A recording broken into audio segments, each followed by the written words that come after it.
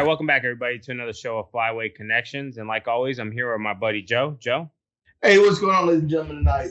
So tonight we have back on our good buddy Sharp hails from Georgia, but guides out here in Louisiana and in Arkansas. His favorite thing to guide for is those giggle chickens, speckle bellies, white fronts. We tons of names for them. But hey, Sharp, how you doing today? What's going on, guys? Hey, what's going on? Excited to talk about speckle bellies because we can't chase them anymore. Yeah, I know. At least in Arkansas. I don't think you can chase them anywhere right now. Well, maybe in the northern states. I think Washington has. Washington might have a season. I know, like some of the northern states. California. They're later goose. Season. Yeah, California has an 8-day late spec season that goes into concentrated snows. Yeah, that's pretty sick. But you can't use e-collars out there or anything for snows, right? Don't get me lying to you. I mean, it's been so long since I hunted back home. I know. Did you say don't get me lying idea? Yeah, I'm lying to you. Oh, Sharp. We got to now it's gonna be called the Chris, Joe, Sharp, and Joe show. Yeah, so we're definitely gonna have Sharp. I love it. But I guess while Joe's over there fiddling with his thumbs, so I know we're gonna talk a lot more about speck hunting. So as far as the areas for your speck hunting, what are the most common areas you hunt for the specks? Would you say terrain wise? Yeah, terrain. Yeah. I'd say flooded rice fields, then dry bean and dry rice fields. And which one's your favorite?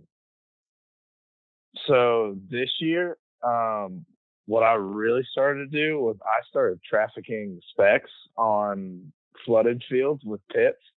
I'd watch the flight lines, and I kind of started messing with my spreads to see what kind of worked, and then I kind of figured it out. If I could get under a good flight line and set out this decoy spread, we shot a good bit of birds doing that. It worked really well. Yeah, I liked it. It was fun because there was a lot of calling. With being at the X, you don't call as much, whereas the traffic, you get to rip your call. Yeah. So I know me and you've hunted speckle belly and snow geese together before, Sharp, and we hunted in a rice field, in the flooded rice field. But I guess let's start the conversation off with a dry rice or a dry field. Maybe corn, maybe rice. Different regions. Where me and you hunted was in Arkansas, and I've hunted specks down up Arkansas with you, down here in Louisiana, and then obviously in my home state of California. But all three of those states, it's pretty similar terrain and hunting conditions. But when we are targeting them in those rice fields, in the dry fields, on those big feeds, what difference between those and then let's say in the flooded fields, what really difference in those dry fields? So the two things I would say, one would be no wind days, because when you get that sheet water, or even in a little bit deeper than sheet water, when there's no wind, it's that calm, reflective stuff. You might as well I've killed a few doing it, but it's tough. That's the one thing that pushes me to those. That's a little bit different, why I'd take one over the other. And then two would be ice. So when it iced, I'd go to dry fields. I think they're both.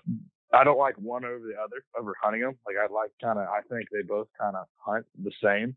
You can about run the same type of spread, but I would say that would be my two biggest differences on it.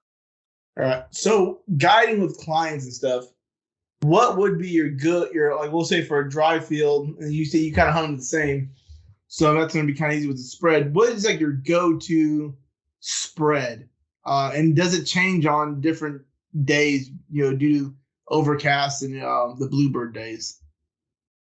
So if I got a good wind, I'm going a sock silo full body spread, and I've kind of saw this year with the wind, especially with speckle bellies with socks.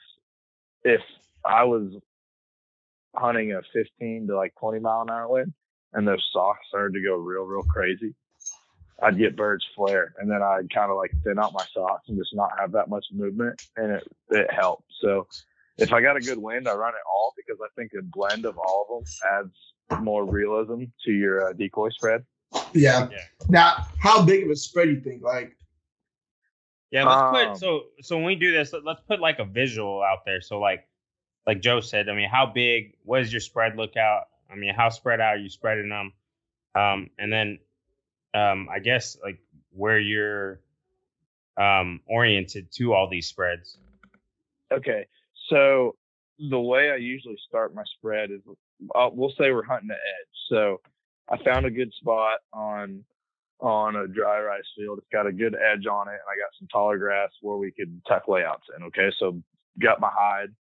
We get our hide in, boom, that looks good. Okay, and say we're hunting the north end of the field, and we got a north wind coming right at our back, so it's perfect. It's set up. So what I'm gonna do with that is I'm gonna find whichever decoy I have the most of, whether it's socks, silos, or full bodies, and I use that to set the skeleton of my spread. So I'll go in there with those and set kind of where I want like the spread to be. And then I'll come in behind or get a guy to come in behind me with either silos or socks or full bodies and start putting it in. And then, so that way, like you mix them evenly. So so like instead of you say, here, you go set up the socks over here and you go set up the full bodies over here. Then by the time you get done, you got mostly socks on this side and then mostly full bodies on the other side. If you kind of do it like that, you'll mix it. And then so what I'll do is once I do that, like I set my skeleton. So like say I'm using full bodies as my skeleton, I'll go out and put like full bodies in pods of like 3 to 4 kind of spread out and 10 to 15 yards apart. And as in like little family groups. And then I'll go in with those other decoys and fill in. So then you have that uniformity of all different types of decoys in your spread. And I'd say the bigger your spread gets, the longer like I'll stretch it out. So if I'm running, let's see, running like 10 dozen or so, I'll kind of stretch it to like 50 to 75 yards out. And you know, where you want to kill them, you make it a little denser and kind of like shorten up the distance of your family groups. But I'll like do family groups like downwind up to my kill hole. Okay, and then so here's a big question, especially for guys who are new speckle belly hunters, or even trying to dabble with it. How important is it, and how important is the calling in speckle belly hunting versus, let's say, duck hunting? Or do you feel how important is it? Yeah, it is. So like the amount of calling and the amount of calling that you can like, or different types of call you can do on a spec call isn't really like relevant. It's if you can do it proficiently. I've never seen one like ducks. I've squeaked on a duck call and like they've kind of been like, they give you that like, I don't like that wing flutter and kind of pick up, but then you hit another note and they'll come back. If you flare a spec on a spec call, it's gone. I have this one guy that I hunt with, and he says, I can make them fly. He's like, yeah, I can make them fly. Because every time I pull up that spec call, they fly the other way. Hey, bud, you don't need to talk about me like that. No, but so yeah, I mean, we've had guests like Hayden Richard on the thing, and on the podcast, saying that there's 2 types of spec callers. There's a finesse caller, and like the guys that just hammer them, all the way to the ground. What would you consider yourself? I'd say so. Since I started doing the traffic, when I was running like those bigger spreads, especially just hunting one person calling, it would be the calling them to the ground. Like I saw when we would run bigger spreads with one person calling, if I let up calling, except if they were like right over top, What I always do with them is it's a swing with them. So you're working a group of birds, right? And I'm hammering. They're cupped up. They're a little too high to shoot, but they're cupped up and they're coming at me. I'll stop calling. Let them get over me. And what I found out this year, let them get like 20 or 30 yards behind you, just going past you, like they're gone. And then like hit them with a couple clucks, like real fast clucks to get them excited, or whatever note yodel they're making. Like if he's making a 2-note, make a real high 2-note. And I've found that when you let them get further away, it lets them drop elevation easier by the time they get to you. So like if you do it when they're like when they go right past you, he's such a big bird, right? He's got to turn, drop, and by the time he drops, he's over the decoys. But if you let him get further out and hit him, he drops out there and then comes over you back to the decoys at a good height. Yeah. Joe, you good, man? Yeah, I'm good. I'm listening. Joe looks like he's like falling asleep over here. No, I'm just looking. Yeah, I'm flipping through what do you call it? Unpicks. So yeah, onion picks. Hunting picks. I was about to say. I was like, wait a minute. Onion picks. Yeah, I know what onion picks is. Yeah. So you got that. I mean, so what do you prefer? And what's easier to read the birds in? Would it be the pit or the layout blinds? I like the pits for clients. I like the pits for clients, and the reason is so for specks really draw to the call, which I've seen they like really, really, really want to hit your call, like where your call is. Yeah. So I always put like a few calling birds by me, not a ton, but I usually do like if I'm running a big spread, I'll put a dozen or so kind of trickled out close. Yeah. But I've always found them want to get over it. And what I've seen, like they're looking for that sound. They want to land on that sound. So they get over top of you. And the problem I have with layouts a lot of times is when they fly right over the backs and it just gets unsafe with guys who don't hunt a lot. Yeah. Yeah. It's unsafe. You don't know which way the guy's going to turn. So you can guys turning towards each other. And then that could just something bad happen. So I just never call the shot on those. It kind of sucks. Guys kind of get mad about it, but it's better to be safe. Mm-hmm. So that's kind of why I like pits, because I'll get them working. I'll be like, hey guys, he's coming from the back. Y'all turn around and face this way. Just try not to move much. And then I'll tell them to turn like as that bird's going backwards. And then I'll hit that note I was telling you about to make them turn back. Yeah. And they'll already be sitting waiting. And I'll just get my hand on the lid and get ready. Yeah. So what's that note that you're talking about you'll hit? Can we hear it? Like it's just something to get them excited. It's like like a. I thought it was like a secret, like. Like, I thought it was like. No, there goes Joe. Yeah. I'll just get them. I'll get them kind of here. I got my call right here too. I'll get them like kind of just real excited.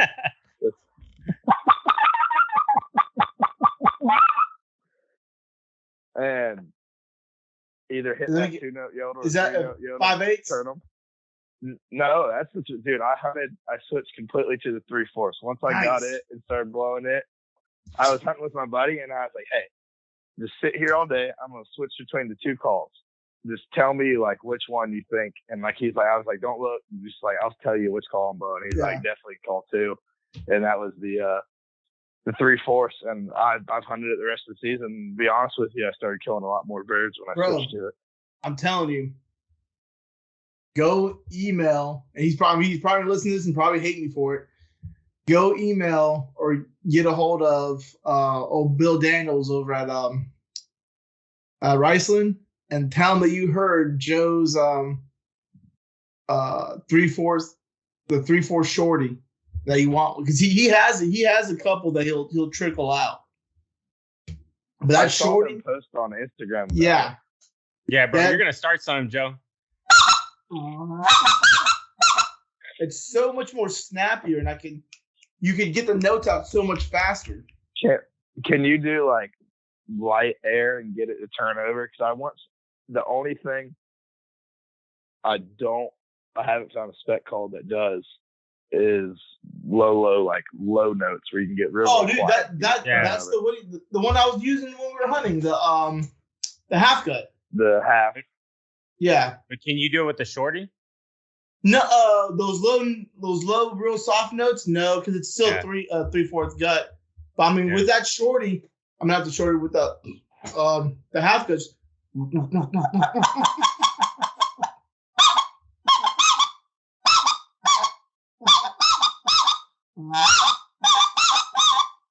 I mean, that doesn't take much air at all. I mean, he's heard me blow it when we're spec hunting.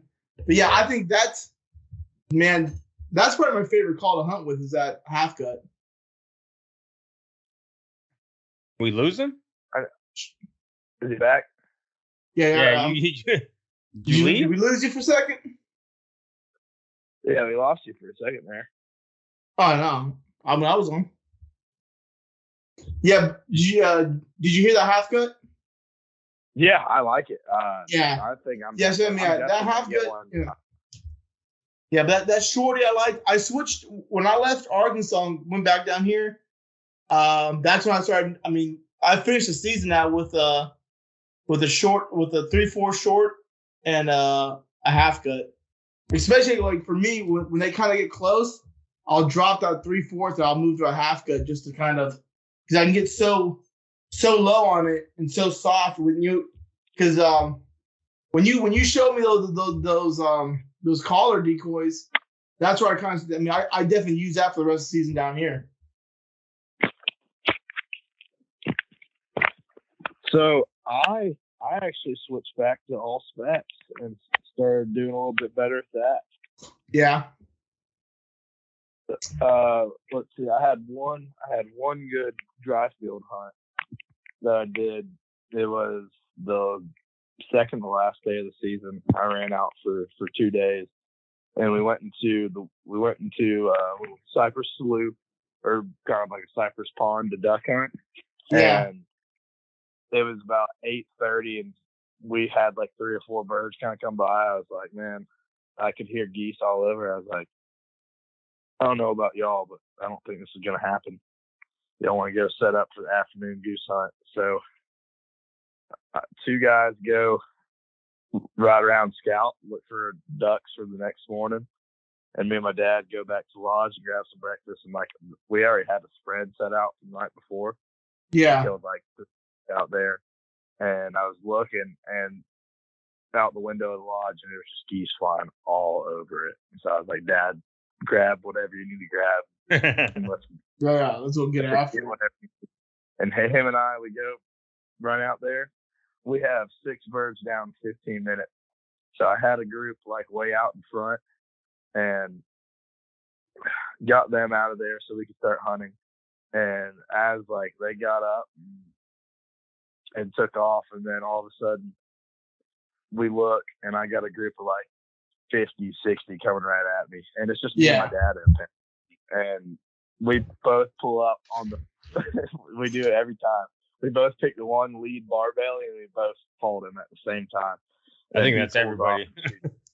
Yeah, we both picked it, and then he pulls off and shoots one on the side. I shoot one off to the side, and then 2 minutes later, we get a group of like 50 snows to come into the decoys.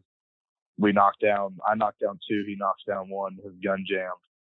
And so then I had another single spec come in, shot it, and finished our limit like that. And then we just started busting guys in. I think we shot like a 7-man. Oh, damn, that's nice. So those snows, they just came into the specs without any snows in there? So that was the one spread that I did kill some birds over. I had some dog bomb stillos out there. Yeah. Off to the side. So if you had to pick, this one's kind of geared to like the newer spec hunter. Yeah. If you had to pick between socks, silos, or full bodies, and I'll even throw, depending on water level, those full bodies in, we'll say in floaters, depending on it, the water level, right? What would you say that you would prefer over? I know me and you talked a lot about this. I say throw a mixture of all 3. But for the guys that are just starting out, which ones would you prefer, and how many of them? I think you could kill a lot of specks with 2 dozen full bodies. If you had 2 dozen, I know that's like that's in the pricey range. Yeah, but that's like I'm talking about day in day out. Like that's gonna put a good bit of birds around. But I think you can get away, like if you're gonna run just a really big spec spread, I think you can get away with 2 dozen if you combine just 2 dozen full bodies and 2 or 3 dozen silos, and you're good. Like that's a good spread. You can traffic birds with that. Now, would you rather have silos or socks? What'd you say? Would you rather have silos or socks? Silos. Silos. See, I prefer socks. Just I really like them because I really like the movement that those socks give sometimes. Yeah, I love socks. And the reason why I say silos over socks is because I had some days where it was just ripping. And when I pulled the socks and doing all that crazy dancing. Yeah, the unnatural movement. Birds. Like they're all like they're hanging up 30, 40 yards like before the kill hole. It's like, there's like high wind days running low. I got out and checked my hide 100 times. Our hide was really, really good. And I pulled those socks out, and then as soon as I did that, next group right in the decoys.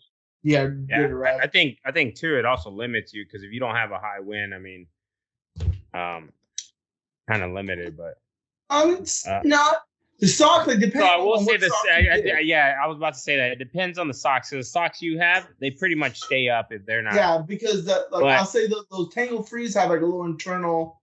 Yeah, they have like a frame in them, a little wire frame. I've seen socks that are basically they'll go limp, and I saw them up here in a couple guys hunting in North Texas. They had socks, and if there was no wind, they were just limp. So, but I mean, that's kind of go ahead. That's kind of what I was thinking, Chris. Was exactly what you're saying. Even like they do stay open, like because I ran the Tangle Free at Speck, and I love them. They got a good fork head and everything. And if I had good wind, if I had probably 5 miles an hour or more, I would put them out there. I'd definitely put them out there. But if I didn't, they just looked weird. And then I guess since we're kind of going on like the negatives of decoys, I would say silos. Sometimes I've found with the problems with them is sun and wind. So high winds, when they get that, like if you don't push them down all the way, and that's the problem sometimes you have when you're hunting with guys you haven't done before. You're like, all right, look, stick them in the ground like this. But if you don't really explain to them, like, hey, this thing has to be straight up and down all the way in the ground, like you just kind of show them real quick, like, hey, put this in about every 5 to 6 steps away from each decoy, face a different direction. Kind of look back at the spread, and one will be half sideways and catching the sun and giving a good shine. So I'd say that's kind of the negatives of the shine. Silos. Yeah, it's like, you know what I'm talking about, like where they depending on brand.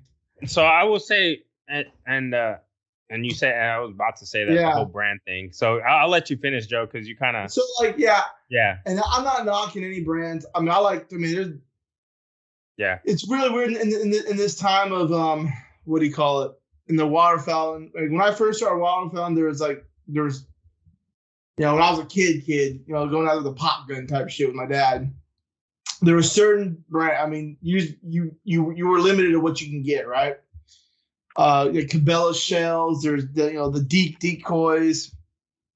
But I think with now, like you're saying with the sun, I really like those real Geese spec decoys. I remember you hopped on with us on that Instagram live shark. Those I will say, I think the glare they get off is like a 2% glare of what they give. I like the realism. They look good. I have some Canada decoys. Yeah. Yeah, they have like a patented coating on it that helps that glare or whatever. Yeah. I mean, now there is some give to take to that glare. I mean, with that felt, it gets kind of mucked up a little bit if you're hunting like the Arkansas, the Louisiana, Missouri conditions. I mean, they are, no knocking them. It is what it is. They're the northern. They hunt those northern states where, they strictly field hunt. So it's, I mean, it's a little more. I call it a little more cleaner when they hunt. They're not hunting like the sloppy mud and the yuck marshes and water that we're hunting down here. But I will say too, even when like variety, I mean, I think variety helps a lot too with those. So, but what is your favorite brand of decoys there? We're just talking about decoys to use for full body stocks. So, give us all of them. So for silos, the only I've used Big Owls and dive bombs. Yeah. And the only reason why I say those two out in Arkansas over the real geese is because of the stakes. That metal stake in the mud compared to the wood stake in the mud, way easier to clean metal stake. Metal stake has a little more give to the mud. It's like suction when stuff goes in there. And then for socks, I'm gonna have to go dive bomb, and the only reason I like the Tangle Freeze, I really like their spine system. They have a better spine system on keeping everything open. But the dive bombs are so easy on the collapse, like to break them down. You just pop it up and pop it down. Tangle Freeze have that button. When your hands are cold, that thing sucks. I ain't gonna lie, I think it's horrible when your hands are cold. In those little two buttons. Dude, it's awful. Like, and then you're scraping against that metal spine. You're like, oh my god, this sucks. Oh yeah, I had many days just like taking it like up. That's the only reason why I say that. And then let's see, full body. I saw these hardcores I really like this year. I'm with some guys that I hunted with. Yeah, I'm looking at. So I'm running Tangle Freeze right now. They're a good decoy, but I really want something with a little bit more realism for full bodies. I'm Tangle Free as fillers, like they do fine. You can kill birds over them, no problem. But I've been looking at something like can't go Dave Smith. Don't have that funding. Yeah, but I think I'm gonna go. I like the Avian X, dude. I like the Avian X. Avian X, everything is nice. Like I use, and if you look at my decoy spread, it's kind of a mixture. I have GHGs, Avian X, Tangle Free, because I've been, I mean, they could get expensive though. Yeah, I can be sapping with them. But yeah, Avian X is expensive, but I will say, because, people make fun of me for this, but sometimes we spec hunt, I'll wood duck hunt. I'll target wood ducks kind of the same way that, we spec hunt. And it's worked for me down here in Louisiana. And I think I really love like the Avian X wood duck. Well, I mean, that thing is probably the most realistic looking wood duck decoy on the market. Oh, the head on it's great. I love it. When I come around here and hunt, like in Georgia and stuff, what I do is I'll run 3 or 4 of those on a jerk cord and maybe like a mallard or 2 off to the side. Yeah. My spread. It's funny. Down here in Louisiana, early season, and Chris has seen it. I have a huge wood duck spread, like strict wood duck spread. And there's certain cypress sloughs that the wood ducks get pretty thick in, and I almost run traffic on them like I was I'm doing Canada geese or something. And it's people don't believe until they see it, but it works. Well, and I've actually, like, to caveat that, I've actually seen like people talking about, oh, you can't do this with wood ducks or you can't do that. I was like, I don't know, but I've seen it. I'm telling you, I've seen it. And I mean, not to be biased, but I've seen it. And I think I fell in love. Well, I enjoy wood duck hunting. And that's probably my favorite spot or my favorite bird to hunt in the timber. So, but yeah, man, it's different. It's funny that you're how you talked about cypress slough and Canada goose. I shot Canada in the cypress slough this year in Arkansas. Yeah, like in North Carolina, we'd shoot them in the cypress sloughs. you know that picture I sent you of all those mallards we shot in Arkansas? Yeah. And that same hole I shot at Canada. There's a pair of them. They were just like, there's a big lake kind of off to the side of the slough, and they're flying low. He came in right over me at like 15 yards, right through the hole, and I was shooting boss number 5s with my 20 gauge. One shot of them down. Yeah, dude, those boss number 5s will do the job. What do you call? That Vandenberg I showed you that shot in Nebraska, that was with a boss number 5 shorty, 2 3/4, one shot, boom. If they're in 25, you can knock them no problem. I think I'm gonna shoot straight 3s out of my 20 next year. I shot the 3 5s for Specs, and once I got my pattern, like a lot of times I'd shoot them once and I'd be like, oh, what the heck, and I'd have to shoot them. It'd be like 2 shots, and then I kind of got my lead down and it got a little bit better. But I think I'm just gonna switch to all 3s, just so, like we talked about on the last podcast, shooting at birds that are crippled going down, but they're going to sail like 400 yards. Yeah. Trying to knock a little bit closer, so you reduce the risk of losing it and save a little more running for you and the dog. Yeah. So now that we're on like shells and stuff like that, so what is your favorite shell to actually shoot off of for like specs and then choke if that? So I lost my D clip to my Super Black Eagle probably a month left of the season. So I switched over to my 20 gauge, and I got a 20 gauge M2, and I had Boss 3 5s, and that's what I was shooting. So I'd shoot the Boss 5s for ducks, and then the 3 5s for geese. And I really those 3 5s. I got a shot cam too, and I got a bunch of footage on my shot cam shooting that stuff. It's pretty good. It crushes them. Like if you get on them good within 20, 25 to 30 yards, that stuff is deadly.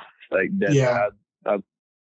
I stand by it. It's a really good product. Oh yeah, I mean, so I just got a case of Boss in the mail today or yesterday of the Stinger, the number 8s bismuth. I mean, that's what I'm using. I'm gonna use that for teal season this year. See, that's what I was thinking about getting. I was either gonna get the 7s. I think I was gonna get the 7s because I want to get the 7s for teal season, and then I also want to get them for the timber. I think that in the timber is no problem at all.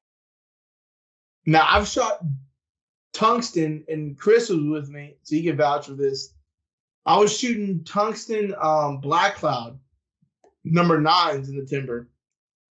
And bro, it was like lights out at 25 yards on ducks. Like I'm talking about when they're backpedaling, it was just like, I mean, I know Chris knows this day. It was a day that he kind of got a little upset in the timber, but he was shooting, he was shooting steel, and I was shooting those tungsten. And I mean, they are pricey. I mean, I ain't gonna lie, it cost me 10 shells. It cost me almost $40.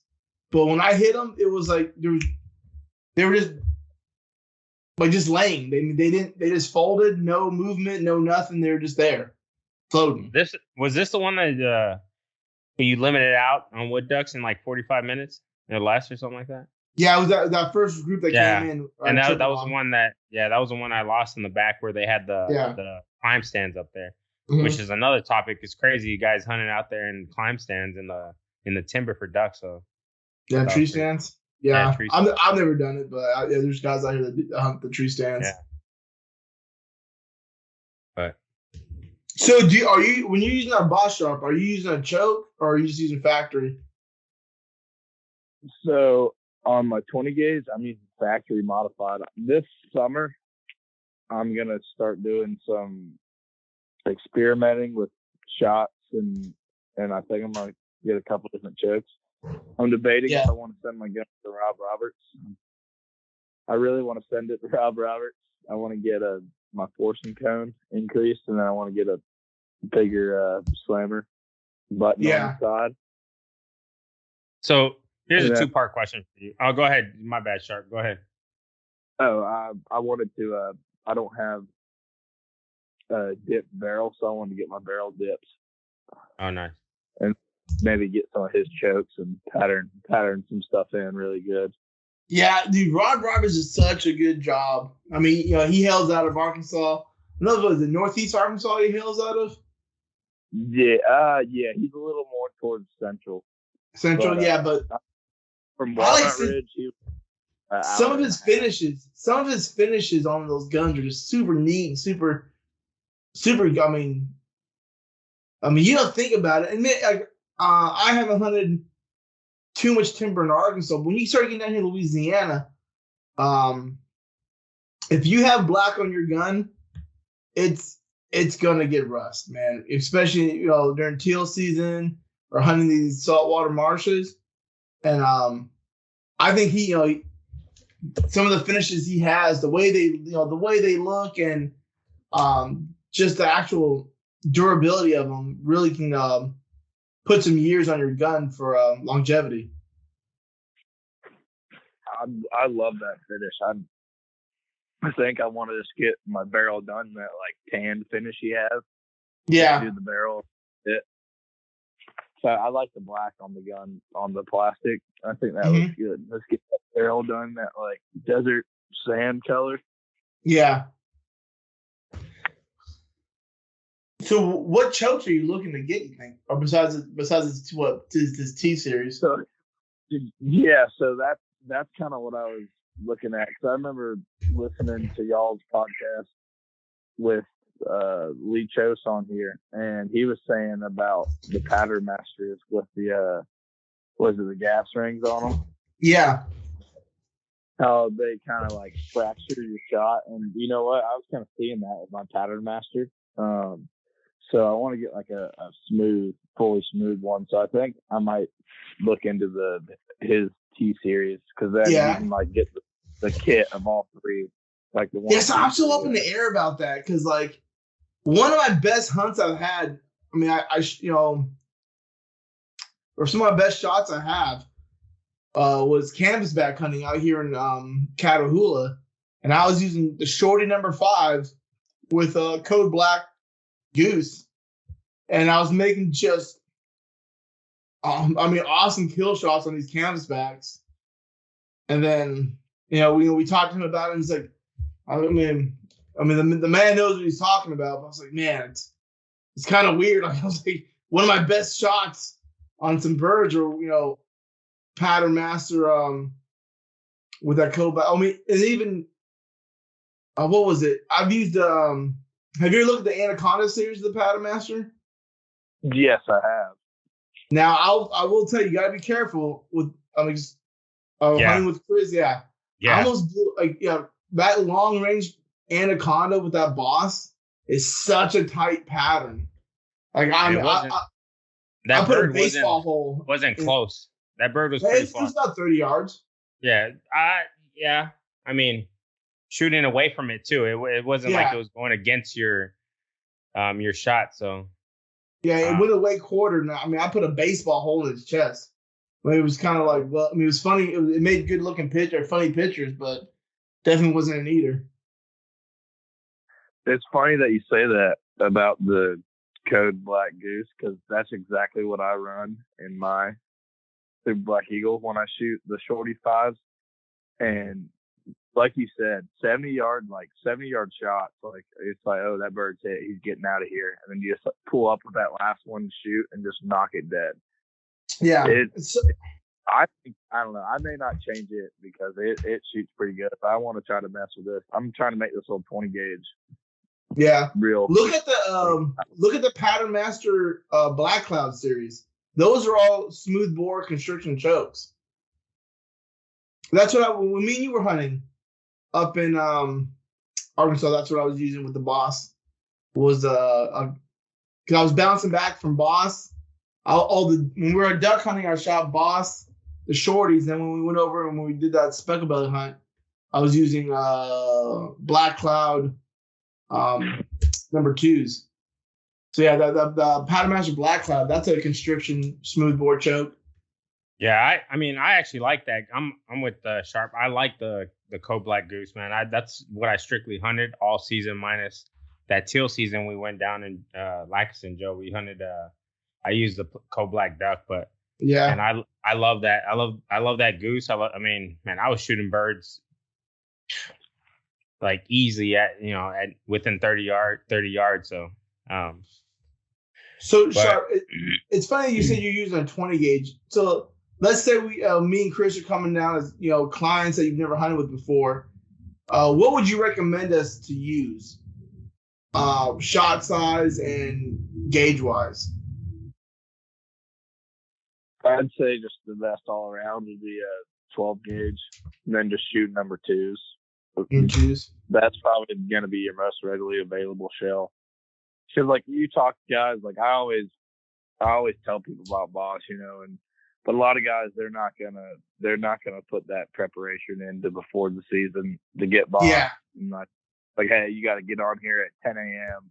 and order these. They'll probably be out, and they're like, oh, that's just too much work. I'll just go to the store and buy them. So I just say, just get number twos because you don't have to switch shells between ducks and geese. You can knock down both of them. Yeah. Yeah, I definitely. I'll shoot twos. I'm also a fan of 3-inch threes. I think that's kind of a happy medium for everything. So you know what I'm gonna shoot next year for on the rice field, even out of my 12 gauge, I'm gonna shoot 3.5s. 3.5s. Mixed ones. I like those mixed ones though. The blended. 20 and I like them. I like them a lot. So I think that's what I'm gonna shoot. I'm gonna get a case of threes for my 20 just for goose hunting, and like probably either a case of like 7s or 5s, and then I'll get a case of 3.5s for my 12 gauge just for geese and ability on the rice field. It's a good load for geese and ducks. Yeah, I like them blended ones. I'm pretty sure that bluebill I shot was with one of your blended ones, Joe. The Boss ones. I don't shoot Boss blended. I shoot either strictly 5s or 6, or when they had the 6s. Yeah, I know they don't have the 6s no more. Yeah. I think you might have shot 6s back there because that was 2-3 years ago. Yeah, it might have been. Yeah, it was number 6. When Boss now they do have 6s, but they have them in the stinger loads. Have you seen those stinger loads, Sharp? So is it less shot, more powder? No, it's more shot, less powder. It's an ounce load. Okay, that's pretty cool. So it's meant for shooting stuff close. It's like good close in shot. It's giving you pellets, but you're not throwing out as much. Yeah, well, don't they sponsor as like a dove loader sometimes or something like that? I mean, they have them from number 8s is the smallest you can go, and they all have them all up to number 2s. Yeah. But they have them in 8s, 7s, 6s, 5, 4, 3, 2s. I bought that case of 8s for the teal season. When me and you hunt teal Sharp this year, that's what I'll be using. Yeah, I'm definitely I think I'm gonna get a case of those 7s. You come to Louisiana, Sharp? Yeah, I'll be down there guiding for the season. Oh, nice, man. Well, I'll be down there. So, but yeah, we definitely got to link up. Yeah, like I said, that I give you another. I did a teal episode back in the day. I will tell you, teal hunting is probably my favorite. That September season really got to me this last couple of years. I mean, it was fun, man. It was me, you, and Myers. Yeah. It was fun. I enjoyed it. Even for the season the way it was, I mean, I enjoyed the teal season. So I love it. It's one of my favorite times to shoot ducks. Yeah. Like for duck, I'd pick 2 duck hunting scenarios as my favorite. Definitely mallards in the timber. That's really hard to beat. But then blue wing teal hunting is definitely up there just because of the way the birds work. Yeah. Beginning of the year, we go shoot doves the week before, kind of like the kickoff to the season down the south. Well, this year, like dove and teal kind of intermixed. Yeah. Well, I mean, I think it does everywhere. I mean, Yeah, well, I want to say they started the same weekend. This year, no, not in Louisiana. I mean, not in Texas. Not in Texas. Yeah, I believe most states in the South, Dove is the first weekend in September. Yeah, that's how it is in Texas. Yeah, and then Teal comes in that following weekend. So I always go down the big shoot down by Macon, Georgia. We go shoot a big sunflower field, and then that's kind of like the kickoff and get excited, and then go down to Louisiana, start shooting ducks. So that's what I'm gonna do with Joe this season is get him down here in Texas in the sunflower field. Yeah, dude, I need you. I'll tell you what. Yeah. If I had to pick one bird to hunt the rest of my life, and everyone on here knows I love duck hunting. Well, a lot of people don't know is I gave up duck hunting for a bit to pheasant hunt. I got real into pheasant hunting. I was about to say, I was like, pheasant hunting was definitely a passion of mine for almost 10 years. I mean, I duck hunted still, but I pheasant hunted. But I mean, that's the first thing I ever shot wing on the wing was a dove. I mean, I love dove hunting. Dude, doves taste so good. Yeah, they do. I mean, they eat so well. Yes, I have. I've smoked. I mean, I've done smoked poppers on a smoker. Yeah, I've definitely. I mean, I've smoked them. Just the duck breast, the dove breast, and the rack and bacon. Yeah, but they are definitely good. I made gumbo out of them. That was really good. Oh, you did gumbo out of them? Yeah, it was really good. Yeah, bro. Ever since I've lived in Louisiana, I feel if you know how to cook gumbo, you can cook gumbo out of anything. Yeah, you can cook gumbo out of cook. You can cook gumbo out of if you know how to cook gumbo. My favorite gumbo. We have some in the freezer. Meg made a big pot. That wood duck gumbo. No, she made wood duck teal, green wing teal gumbo. Man. That wood duck gumbo she made when I was down there, bro. Yeah, I need to get her recipe. Yeah, she really knows how to cook that wood like gumbo. But I guess my last two things was really curious for Sharp. Two questions. So the first one, as you're getting ready for next season, and I know we heard a little bit about your off season. You're gonna go ahead and pattern some of these chokes and shots and see how they are. How are you getting ready as far as patterning, whether it be clays or whatever it may be for next season? What do you actually do?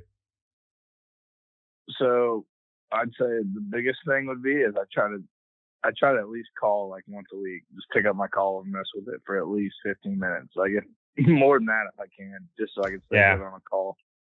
And then, like you said, in the summers of like every probably 2 or 3 weeks, I should try to go hit a sporting clays course, or I have a little trap course close to the house. So can you guys shoot pigeon in Georgia? Yeah, we can, but we don't really have them. Like we'll get them on some dove fields. But where I'm from, there's not much ag and stuff. So I kind of got to travel to hunt. But you can go get them on dairy farms and stuff like that. Yeah. But, yeah, there's not much going on for, like, wing shooting in the off-season. And another thing I'll do is I'll train my dog. I'm getting another puppy in May, so I'll kind of be messing with it a little bit this summer. So I'll be working up another dog, and then just kind of getting gear, like fixing broke gears, going over inventory, kind of on everything, making sure everything's good to go, and then kind of making a wish list, I guess, of what I think I need, what I don't really need, but I want for next season. Yeah. I'm bad at that wish list, man. I'm horrible at it, and I think in the first season, I got into waterfowl with Joe. My wife wanted. I mean, I think she put a hit list on Joe for a little bit, but it was bad. But I mean, I tried keeping you under budget, but you kind of went off the chain. So I mean, I'm the same way. My need list, I mean, my want list turns into my need list pretty quick. But for a new spec hunter, and let's say, I'm always gonna say, this is me. If you're a new waterfowl hunter and you're getting into the game, I would always say, hey, your first season, try to go a couple times with guides, especially like guys like with Sharp and all them, because and spoonbill, depending where you're at, I have my go-to guys when I'm pointing people out. Spoonbill Adventures, my buddy G out there.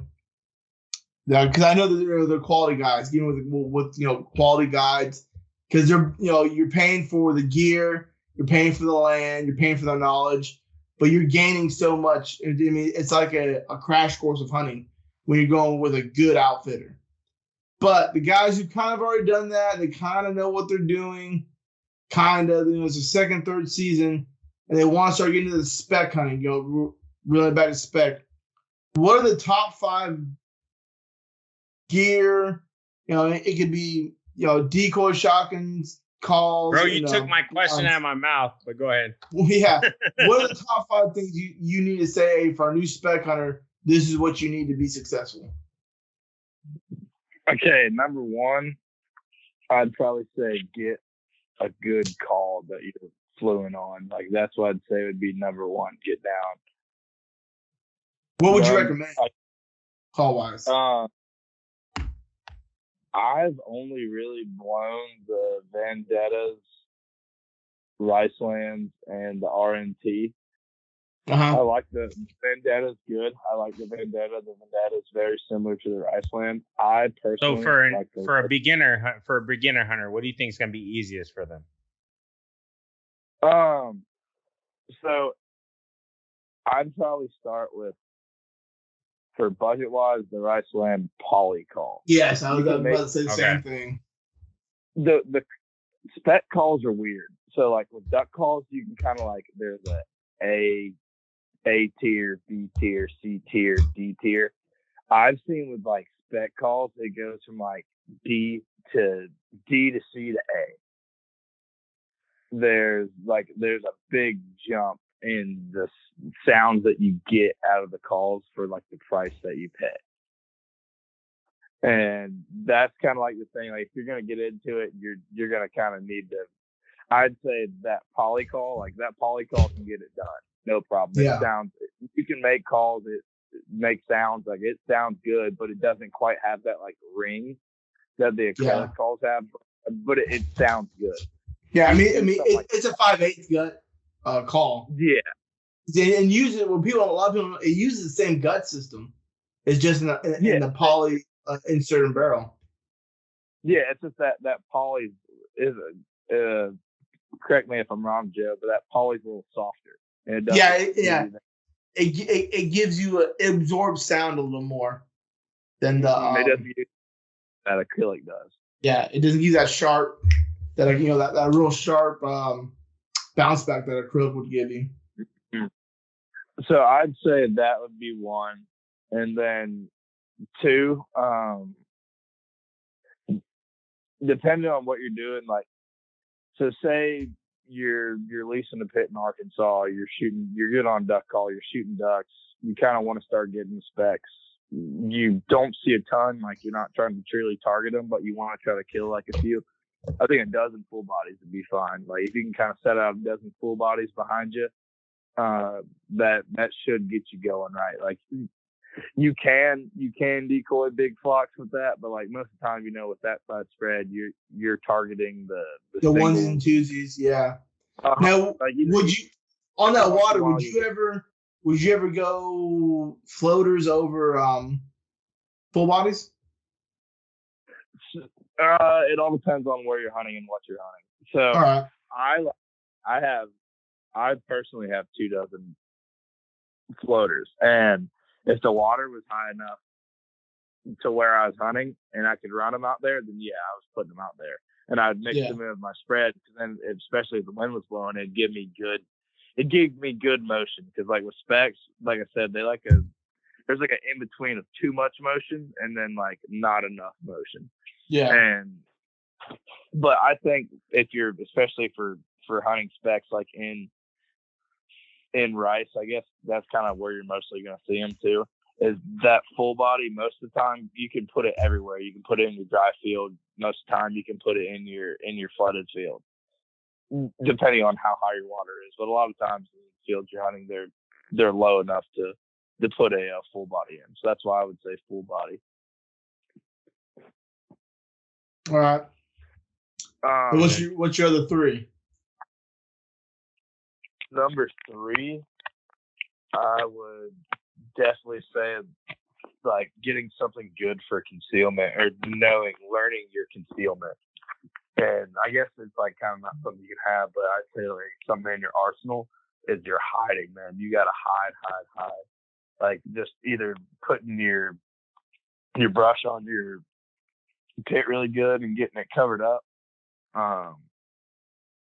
And just kind of making sure there's not a big black hole when they fly over. I think when they come over, something drop and there's just like it goes just flat ground, kind of just that tan color to dark and then flat again. I think that makes them nervous. And like even with layup on, especially if you're trying to call to get something that's a little roomy for you, so you can kind of move your elbows and wiggle a little your blind so you can see the birds. Have you ever hunted out of A-frames for geese? Yeah, actually, that hunt where we shot that 7-man, we were in an A-frame, and I don't know how we did it because from the front side of the blind, like when you're like 200-300 yards away, the way we had it angled and the way the sun was, we put it like on the edge of a dugout levee. So we were hunting over a little farm road, and we put our A-frames back up on like the ditch and the levee where the tall grass was. And then we kind of ran our decoys into the road a little bit. Yeah. And from far off, it was like a black hole. Just so with those A-frames, you really got to get your angling right for with the sun, with shadows and stuff like that. Yeah. So I guess you could be kind of add to it too. Is like know how to use your hide, like how to make it disappear naturally. Like that's the biggest thing. Like, you can pile a bunch of brush up and like make it disappear, right? But now it just looks like a big clump of brush. The biggest thing is trying to make it fit into the landscape like nothing happened, like nothing was put there. It just blends in. Yeah.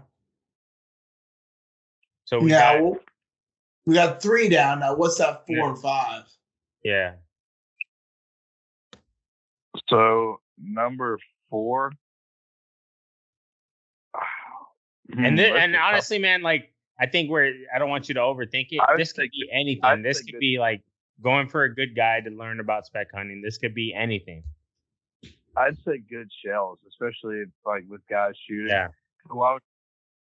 The way running that traffic, like every single time I want the birds to like backpedal in, but then after like 2 or 3 groups where they're hanging up right on the outside, and start shooting, and they're after the flock goes away, after they do it perfect the way I want it to do, you kind of see guys start looking down the blind, looking at you. It's like, y'all want me to call that shot? And like they all say yes at the same time. It's like, okay, we'll shoot those. So it just kind of helps to have good shells. Yeah, and then and some of them start loading those monarchs in there. Yeah, exactly. Yeah, it was funny. You're not the first guy that's told me that. Hayden Richards did the same thing. Like, he always tells his guys before they come to hunt is, hey, go to academy, go get yourself heavy X. Go get yourself a $40 box of shells because it's expensive, but in the end it's going to pay dividends. Well, and like with specs too, especially in Arkansas, well, and I guess in Louisiana too, most parts of the country, it's only 2. Yeah. So like I try, you can kind of make it a gentleman's hunt, It's like one. Then okay, well, why don't we go down the line? You go up first and then back him up. If he misses, everyone back him up. But then you can really pick out. But if you're getting small flocks, big flocks, everyone pick out a bird. But smaller flocks, you kind of do that. That's pretty fun. That's what Dad and I kind of did. Louisiana's pushed theirs up to 3 now. It is 3. Yeah, it's 3. We can shoot 3 a day. And for those California boys listening, everyone sleeps on California waterfowl. Well, they can shoot 10 a day. I don't know if they sleep on California waterfowl. I think they sleep on California football. I think that's different. Speaking about football, how about them? Stop, hold on. Before we can go anywhere, you're a Colts fan, Chris. Stop. All right, so time out. I grew up in Texas. I'm college football fan more than I am the NFL. All right, listen. Listen. That's like saying, hey, I'm a Jaguars fan. Cowboys suck. At least people know I'm not a Colts fan because they're good. I've been a Colts fan. My dad. All right, so we'll go back to the story. All right, I grew up a Colts fan because my dad was based at Atterbury when the Colts moved from Baltimore to Indianapolis.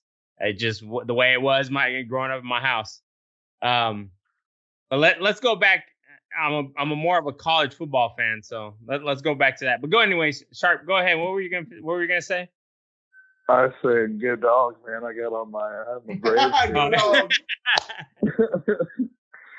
Yeah, I mean, I remember last time we were talking about how Alabama put the whipping up on us. But I told y'all, I said next time I'm back on. Oh yeah, hey, they did it. Hey, Chris, check your phone. I sent you. So A&M, I'm a big A&M fan, so we did it, but it was a little rough. Come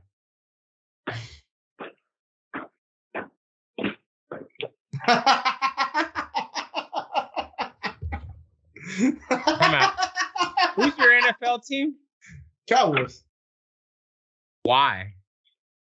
Man, I would do growing up. One, I grew up in a big Niners fan. But time out. Where are the Cowboys based out of? Oh, they're from Texas. I mean, I understand. Right. Don't use that when you're over here with being a Colts fan. Hey, I can't help it, man. Carson Wentz is trash. I said that in the beginning, but if any Colts fan want to challenge me on that, go ahead. But yeah, I mean, people. Anyways, we'll drop that. We'll stay in college football because if you're in the South, it's all about high school football and college football. Sharp knows that. So. Yep, that's. I don't really watch much NFL. I'm the same way. So if I watch NFL, I watch it because of the players that played in college. So I'm gonna go and root for Travion Williams and Von Miller because they both went to A&M. So in the Super Bowl, so we'll see. Who do you got in the Super Bowl, by the way? You know what? It's because rough, huh? I'm a Georgia fan, I should say Stafford, but I kind of want Joe Burrow to win it. I'm so conflicted. I know you guys got Stafford, man, but where's Stafford from? You know? No, is he from Texas? Yeah, he's from Texas. He went to Highland with Clayton Kershaw. They both went to Highland in Dallas. One went to play baseball, and the other one went to play football. Yeah, dude. I mean, I'm conflicted. I'd rather see a good game because. Aren't you an LSU fan? You should be going for Burrow, man. Yeah, I do like LSU, but my dad grew up a big Rams fan because when the Rams were back in LA the first time in the '60s. Yeah.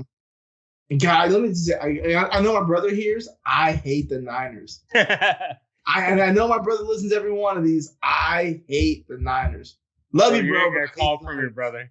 Yeah, I know. So I'm actually gonna go for the Rams because, one, I like Joe Burrow, but I don't know. Maybe I really think Stafford needs to get his.